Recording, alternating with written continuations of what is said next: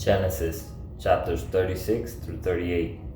These are the family records of Esau, that is Edom. Esau took his wives from the Canaanite women: Adah, daughter of Elon the Hittite; Oholibamah, daughter of Anah, and granddaughter of Zibeon the Hivite; and Basemath, daughter of Ishmael, and sister of Nebaioth. Adah bore Eliphaz to Esau; Basemath bore Reu; and Oholibamah bore Jeush, Jalem, and Korah. These were Esau's sons, who were born to him in the land of Canaan. Esau took his wives' sons, daughters, and all the people of his household, as well as his herds, all his livestock, and all the property he had acquired in Canaan. He went to a land away from his brother Jacob, from their possessions were too many.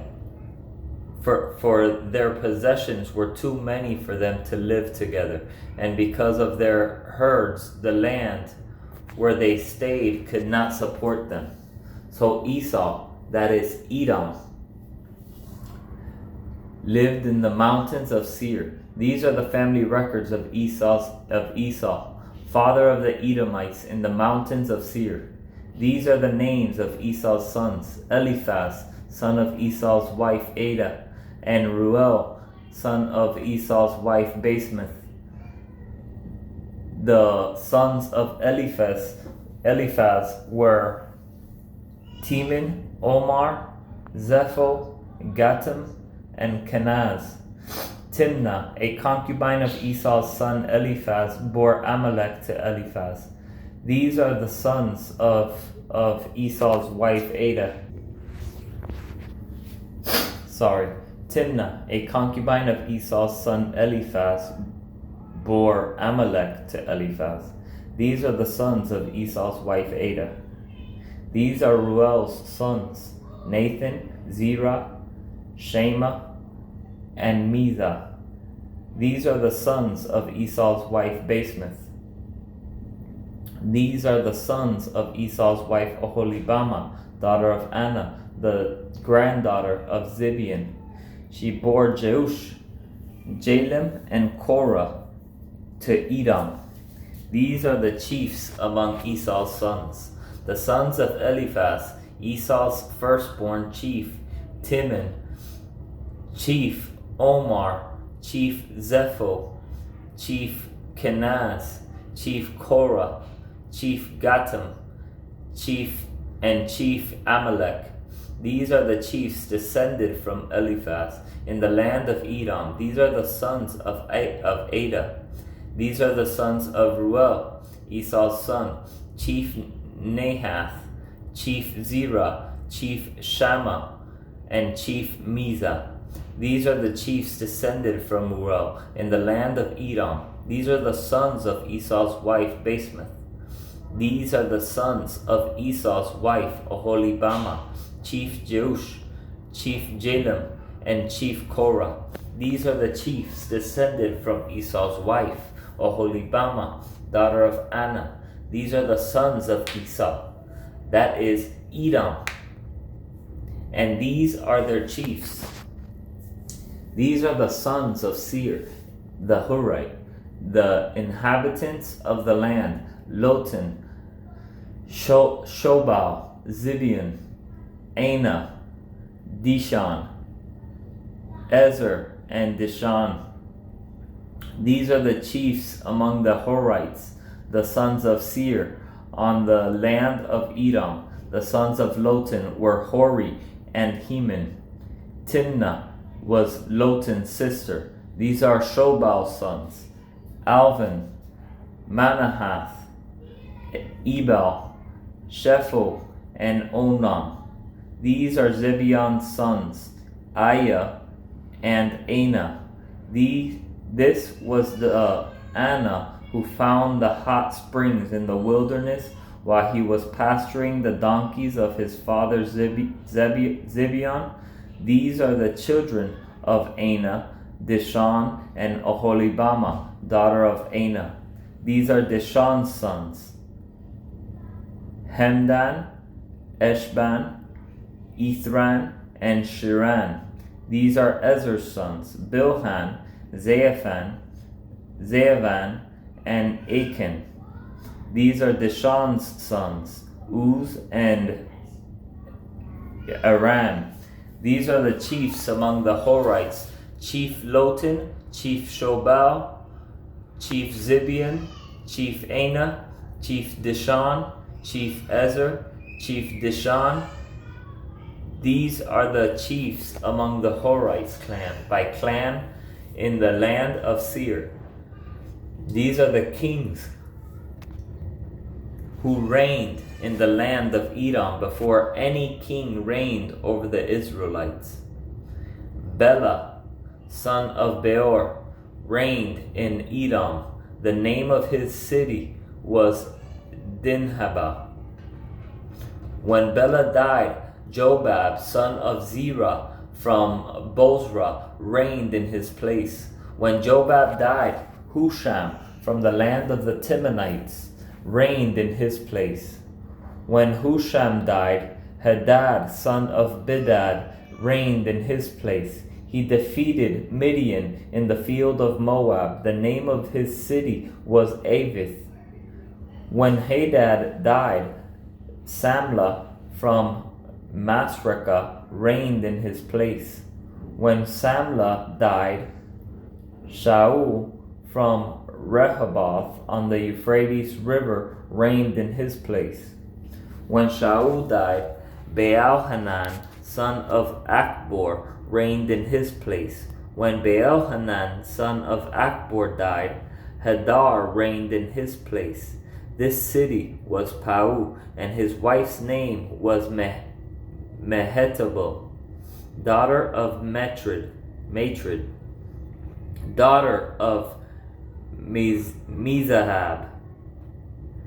These are the names of Esau's chiefs, according to their families and their localities.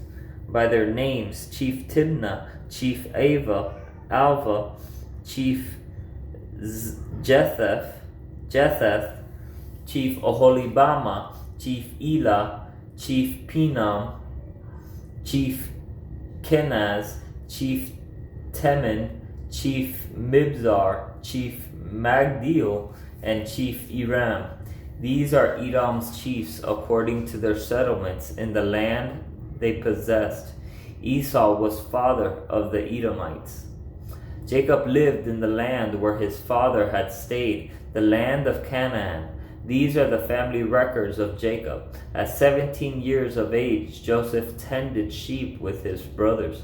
The young man was working with the sons of Bilhah and Zilpah, his father's wives, and he brought a bad report about them to their father. Now Israel loved Joseph more than his other sons, because Joseph was a son born to him in his old age, and he made a long-sleeved robe for him. When his brothers saw that their father loved him more than all his brothers, they hated him and could not bring themselves to speak peaceably to him. Then Joseph had a dream. When he told it to his brothers, they hated him even more. He said to them, "Listen to this dream I had. There we were, binding sheaves of grain in the field. Suddenly my sheaf stood up, and your sheaves gathered around it and bowed down to my sheaf." "Are you really going to reign over us?" his brothers asked him. "Are you really going to rule us?" So they hated him even more because of his dream and what he had said. Then he had another dream and told it to his brothers. "Look," he said, "I had another dream, and this time the sun, moon, and 11 stars were bowing down to me." He told his father and brothers, and his father rebuked him. "What kind of dream is this that you have had?" he said. "Am I and your mother and your brothers really going to come and bow down to the ground before you?" His brothers were jealous of him, but his father kept the matter in mind. His brothers had gone to pasture their father's flocks at Shechem. Israel said to Joseph, "Your brothers, you know, are pasturing the flocks at Shechem. Get ready. I'm sending you to them." "I'm ready," Joseph replied. Then Israel said to him, "Go and see how your brothers and the flocks are doing, and bring word back to me." So he sent him from the Hebron valley, and he went to Shechem. A man found him there wandering in the field and asked him, "What are you looking for?" "I'm looking for my brothers," Joseph said. "Can you tell me where they are pasturing their flocks?" "They've moved on from here," the man said. "I heard them say, 'Let's go to Dothan.'" So Joseph set out after his brothers and found them at Dothan. They saw him in the distance, and before he had reached them, they plotted to kill him. They said to one another, "Oh, look, here comes that dream expert. So now come on, let's kill him and throw him into one of the pits. We can say that a vicious animal ate him. Then we'll see what becomes of his dreams." When Reuben heard this, he tried to save him from them. He said, "Let's not take his life." Reuben also said to them, "Don't shed blood. Throw him into this pit in the wilderness, but don't lay a hand on him, intending to rescue him from them and return him to his father." When Joseph came to his brothers, they stripped off Joseph's robe, the long-sleeved robe that he had on. Then they took him and threw him into the pit. The pit was empty, without water. They sat down to eat a meal, and when they looked up, there was a caravan of Ishmaelites coming from Gilead. Their camels were carrying aromatic gum, balsam, and resin, going down to Egypt. Judah said to his brothers, "What do we gain if we kill our brother and cover up his blood? Come on, let's sell him to the Ishmaelites and not lay a hand on him. For he is our brother, our own flesh." And his brothers agreed. When Midianite traders passed by, his brothers pulled Joseph out of the pit and sold him for 20 pieces of silver to the Ishmaelites who took Joseph to Egypt. When Reuben returned to the pit and saw that Joseph was not there, he tore his clothes. He went back to his brothers and said, "The boy is gone. What am I going to do?" So they took Joseph's robe, slaughtered a male goat, and dipped the robe in its blood. They sent the long-sleeved robe to their father and said, "We found this. Examine it. Is it your son's robe or not?" His father recognized it.